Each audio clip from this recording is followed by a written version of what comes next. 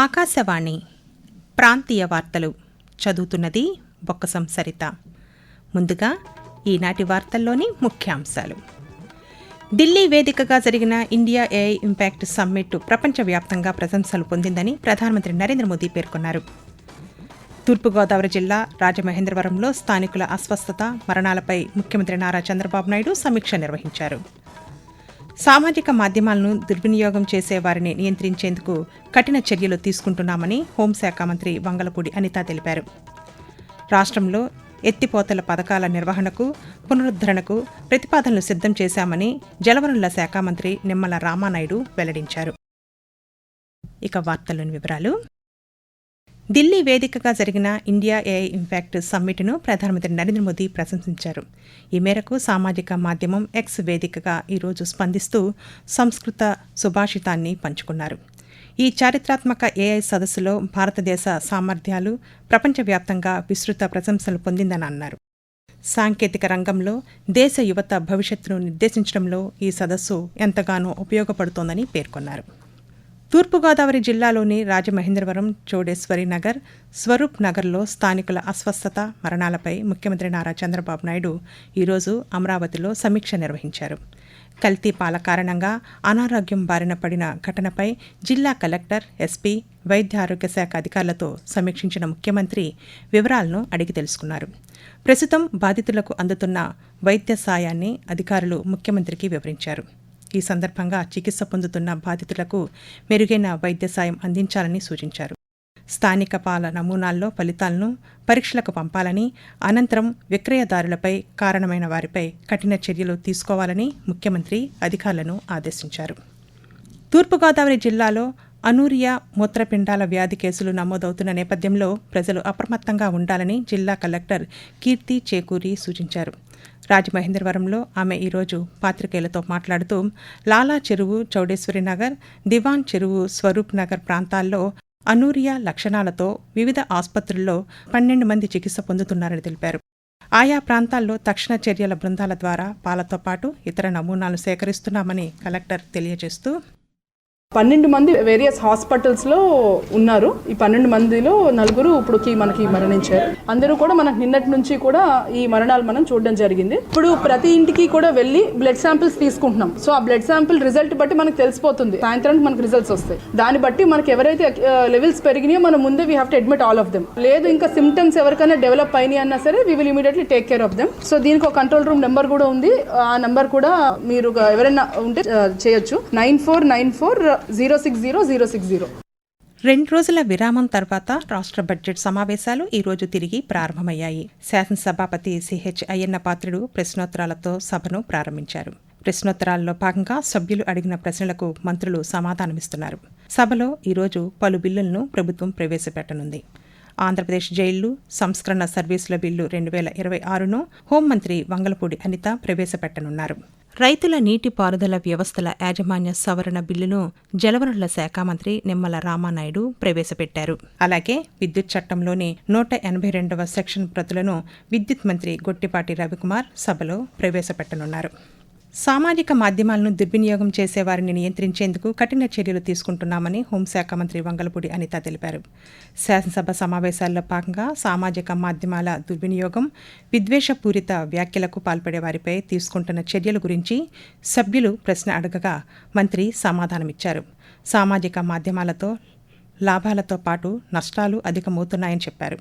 Digital మాధ్యమాల నియంత్రణకు విదేశాల్లో అవలంబిస్తున్న చర్యలను రాష్ట్ర ప్రభుత్వం పరిశీలిస్తోందని మంత్రి పేర్కొంటూ నోటికొచ్చినట్టు వార్తలు ఇష్టానుసారంగా సోషల్ మీడియాలో రాయటం, అదేవిధంగా వ్యక్తిత్వ హననం చేయటం, అసత్య ప్రచారం చేయటం, ఇవన్నీ కూడా చాలా ఎక్కువగా జరుగుతున్న నేపథ్యంలో దీని తాలూకా చట్టాలని ఇంకొంచెం స్ట్రెంథనింగ్ చేయటం ఒక ఎత్తు అయితే, ఆస్ట్రేలియా, మలేషియా, సింగపూర్, ఫ్రాన్స్ ఇలాంటి దేశాల్లో 16 సంవత్సరాల లోపు ఉన్న బాలబాలికలకు ఎవరైతే ఉన్నారో వాళ్ళందరికీ కూడా సోషల్ మీడియా బ్యాన్ చేసే పరిస్థితి కూడా కనిపించింది అధ్యక్ష. అక్కడ వాళ్ళు ఎలా చేశారో అదే సిస్టమ్ ని కనుక మనం ఇక్కడ చేయగలిగితే మనం ఎంతవరకు చేయగలం, మన లా అంతవరకు మనకి సమర్థిస్తుంది అనే విషయాల మీద కూడా ప్రత్యేకంగా దీని మీద దృష్టి పెట్టడం జరిగింది అధ్యక్ష. ఆకాశవాణి ప్రాంతీయ వార్తలు వింటున్నారు. రాష్ట్రంలో ఎత్తిపోతల పథకాల నిర్వహణకు, పునరుద్ధరణకు ప్రతిపాదనలు సిద్ధం చేశామని జలవనరుల శాఖ మంత్రి నిమ్మల రామానాయుడు తెలిపారు. శాసనసభ సమావేశాల ప్రశ్నోత్తరాల్లో భాగంగా జలవనరుల శాఖలో ప్రాజెక్టులు, కాలువలు, నిర్వహణ వ్యవస్థపై సభ్యులు అడిగిన ప్రశ్నకు మంత్రి సమాధానమిస్తూ, రాష్ట్రంలో 1008 ఎత్తిపోతల ప్రాజెక్టులు ఉంటే వీటిలో 613 పనిచేయడం లేదని, కేవలం 188 మాత్రమే పనిచేస్తున్నాయని పేర్కొన్నారు. వీటి నిర్వహణకు నిధులను మంజూరు చేశామని మంత్రి తెలియజేస్తూ, పైడిమెట్ట లిఫ్ట్ కి సంబంధించినటువంటి ఆయకట్టు 4,950 ఎకరాలు ఏదైతే ఉందో దానికి సంబంధించి 50% ఆయకట్టుకు మాత్రమే సాగునీరు అందుతున్నటువంటి పరిస్థితి అధ్యక్ష. ఆంధ్రప్రదేశ్ రాష్ట్రంలో మొత్తం 1008 లిఫ్ట్లలో ప్రస్తుతం పనిచేసేటువంటి లిఫ్ట్లు ఏంటంటే కేవలం 158 లిఫ్ట్లు మాత్రమే పనిచేస్తున్నాయి అధ్యక్ష. రైతులే కాకుండా మనం పునరుద్ధరించిన తర్వాత ఒక 5 సంవత్సరాల పాటు ప్రభుత్వమే వీటిని ఓఎండం నిర్వహించేటువంటి విధంగా వెనువెంటనే పైడిమెట్ట పునరుద్ధరించి ఆ 4,950 ఎకరాలకు స్థిరీకరణ చేస్తామని చెప్పి మీ ద్వారా తెలియజేస్తున్నాం అధ్యక్ష. రాష్ట్ర వ్యాప్తంగా ఇంటర్మీడియట్ పరీక్షలు ఈరోజు ప్రారంభమయ్యాయి. రాష్ట్రంలో ఈ ఏడాది మొదటి సంవత్సరం పరీక్షలకు 5,31,275 మంది విద్యార్థులు హాజరవుతూ ఉండగా, రేపటి నుంచి మొదలయ్యే ద్వితీయ సంవత్సరం పరీక్షలకు 5,26,264 మంది విద్యార్థులు హాజరు కానున్నారు. రాష్ట్ర వ్యాప్తంగా ఇంటర్ పరీక్షల కోసం 1,537 కేంద్రాలను ప్రభుత్వం ఏర్పాటు చేసింది. పరీక్ష సమయానికి 1 నిమిషం ఆలస్యమైనా అనుమతి ఉండదని ఇంటర్మీడియట్ బోర్డు స్పష్టం చేసింది. మార్చి 24వ తేదీ వరకు పరీక్షలు జరగనున్నాయి. శ్రీ పొట్టి శ్రీరాములు నెల్లూరు జిల్లాలోని ప్రధానమంత్రి schools for rising India PM Shri పాఠశాలల్లో కల్పిస్తున్న వసతులను పరిశీలించేందుకు కేంద్ర బృందం ఈ రోజు నుండి జిల్లాల్లో పర్యటిస్తోందని జిల్లా విద్యాశాఖ అధికారి ఆర్ బాలాజీరావు ఒక ప్రకటనలో తెలిపారు.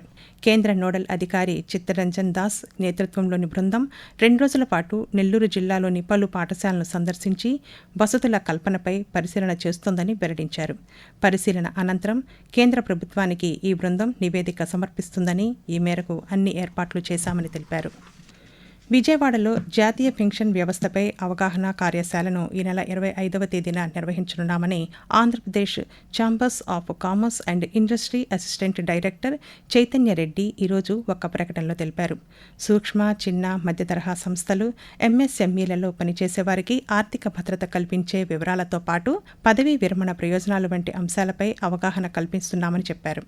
అలాగే జాతీయ పెన్షన్ పథకం ప్రయోజనాలు వంటి అంశాల గురించి వివరించనున్నామని పేర్కొన్నారు. స్వచ్ఛ రథాల ద్వారా పనికిరాని వస్తువులను సేకరించి వారికి అవసరమైన నిత్యావసరాలను పంపిణీ చేస్తున్నామని విశాఖపట్నం జిల్లా కలెక్టర్ ఎంఎన్ హరీందర్ ప్రసాద్ తెలిపారు. జిల్లాలోని భీమిలి మండలం, తాటికూరు, ఆనందరావు మండలం, ఎల్బీ పాలెం, పెందుర్తి మండలం, ఎస్ఆర్పురం గ్రామ పంచాయతీలకు స్వచ్ఛాంధ్ర కార్పొరేషన్ అందజేసిన 3 స్వచ్ఛ రథాలను కలెక్టర్ కార్యాలయం వద్ద ఈరోజు జెండా ఊపి ప్రారంభించారు. అనంతరం కలెక్టర్ మాట్లాడుతూ, జిల్లాలోని ప్రతి మండలంలో స్వచ్ఛ రథాలు కేటాయించి చెత్త సేకరణ, రవాణాను మెరుగుపరచనున్నామని తెలిపారు. ఆంధ్ర క్రికెట్ అసోసియేషన్ ఆధ్వర్యంలో విజయనగరంలో ఈరోజు సమీక్షా సమావేశాన్ని నిర్వహించారు. ఈ సమావేశంలో గోవా గవర్నర్ పూసపాటి అశోక్ గజపతిరాజు, విజయనగరం పార్లమెంటు సభ్యులు కలిశెట్టి అప్పలనాయుడు పాల్గొని పలు అంశాలపై చర్చించారు. విజయనగరంలోని విజ్జీ క్రీడా సముదాయంలో నిర్వహిస్తున్న cricket, tennis, skating, boxing, running, tracks వంటి క్రీడలకు కల్పిస్తున్న సదుపాయాలను పరిశీలించి వాటి పనితీరును అభివృద్ధి చేస్తే అధికారులకు వివరాలను అడిగి తెలుసుకున్నారు. వార్తలు ముగించే ముందు ముఖ్యాంశాలు మరోసారి. ఢిల్లీ వేదికగా జరిగిన ఇండియా ఏఐ ఇంపాక్ట్ సమ్మిట్ ప్రపంచవ్యాప్తంగా ప్రశంసలు పొందిందని ప్రధానమంత్రి నరేంద్ర మోదీ పేర్కొన్నారు. తూర్పుగోదావరి జిల్లా రాజమహేంద్రవరంలో స్థానికుల అస్వస్థత, మరణాలపై ముఖ్యమంత్రి నారా చంద్రబాబు నాయుడు సమీక్ష నిర్వహించారు. సామాజిక మాధ్యమాలను దుర్వినియోగం చేసేవారిని నియంత్రించేందుకు కఠిన చర్యలు తీసుకుంటున్నామని హోంశాఖ మంత్రి వంగలపూడి అనిత తెలిపారు.